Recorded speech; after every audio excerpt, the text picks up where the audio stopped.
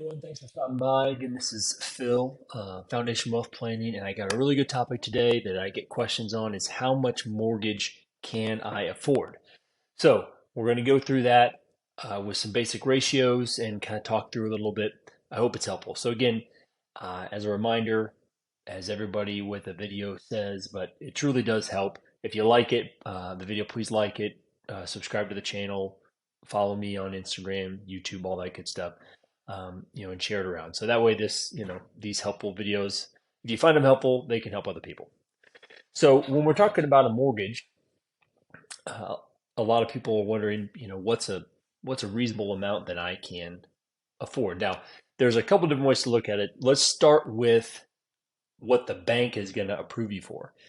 Typically, they use two different ratios when they're looking at your situation to see, are you going to qualify? And that would be the front end ratio or the back end ratio. So the front end ratio is simply if you take the mortgage payment plus the interest plus the tax and insurance. If you take all four of those components and make basically your mortgage payment, that's what people call it because you send tax and interest to escrow. So that combined all makes your mortgage payment. If that payment is going to be 28% or less than your annual gross income, then oftentimes you're going to get approved for that loan. Okay.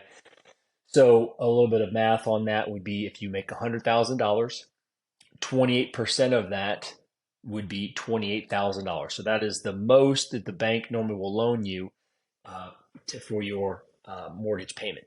So if you take $28,000 and you divide that by 12, that's a $2,300 mortgage payment.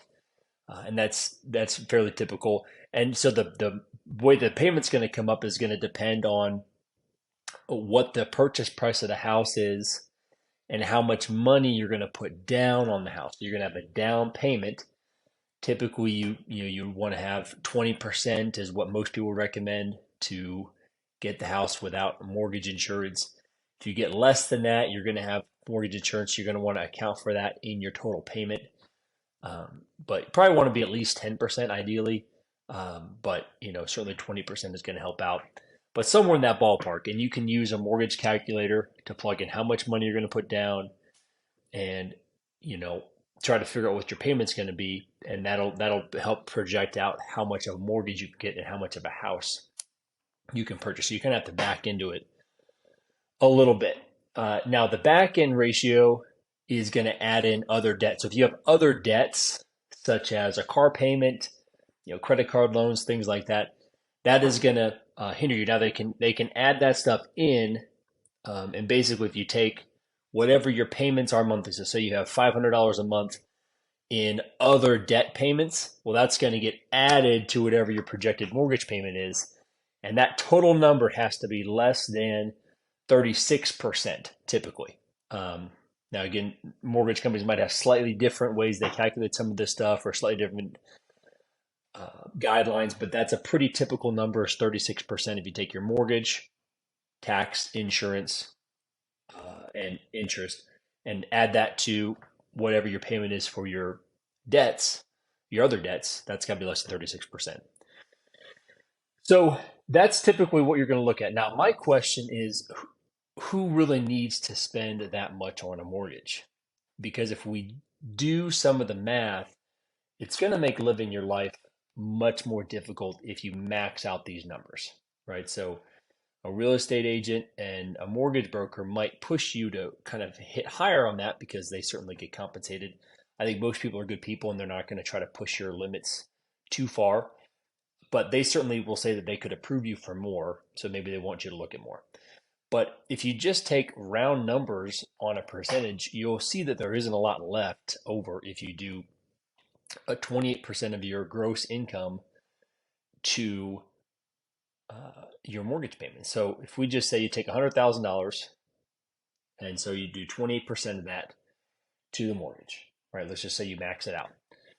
Well, then you're going to want to put money in retirement, ideally 10 or 15%, more as you can, but let's just say 15%. You also want to be generous. So say you want to do 10% and kind of hit that tide number. Well, then it's gross, so we haven't taken taxes yet. So let's just say that number is 20%. So if you add all those together, right, you got 28% plus 15% plus 10% plus 20%. Well, what's that number? That's 73% of your gross income. And we haven't even gotten to living yet. So that leaves 27% of your income will be there for things like your car, transportation, home repairs, kids, travel, groceries, utilities. So in this example, that would leave you $2,250 per month, right? That would be 27% of $100,000. So you can see it could be doable to live on that 2,250, but I don't know about you, a lot of that would be eaten up by groceries in our house. So that's going to be hard to make it work. So keep that in mind. Even though you could get approved for more, it's just going to limit your flexibility. You're not going to be able to, travel as much. You're not going to be able to be as generous. You're not going to be able to put as much into retirement. So if you get that bigger house, you get that bigger mortgage payment, you have to look at what you're sacrificing and what you're giving up and figure out what's important to you from that perspective. And so, you could certainly do it that way, but it's going to make life a lot more difficult. So keep that in mind. I hope that helps. Certainly trying to get that as low as you can and really figure out what you really need. Because again, the standard of, cost of everything has gone up, but also standard of living has gone up significantly. If you look at sizes of homes, you can Google this. I was just clicking around on it, but it appears to me, because I knew houses were smaller back in the day, but it looks like about in the 1950s, the average home was about 1,000 square feet. And today, the average home is about 2,500 square feet. So yes, we used to say, hey, you could survive a lot better on one income back in the day, and there are other factors that contribute to that. But some of the factor is that we're buying bigger houses. So I hope that helps you find a house that's reasonable within your budget that is going to allow you to still live your life, be generous, save for the future, and don't necessarily worry about what the max number that the bank will give you because we just went through that and that can make life pretty hard. So I encourage you to get on a mortgage calculator, kind of use some of the tips that we had and then try to scale it back as much as you can and see what you can get for that. And I know cost of living and houses are more expensive in some places than others, but the math is the math and you're going to have a hard time making ends meet otherwise if you get too big of a mortgage. So anyway, please let me know if you have questions on any of that. If you have additional topics you want me to cover, please feel free to email me or send me a message. We'd love to answer some questions that are relevant to anybody watching these videos. So thank you all for your time. Have a great day and God bless.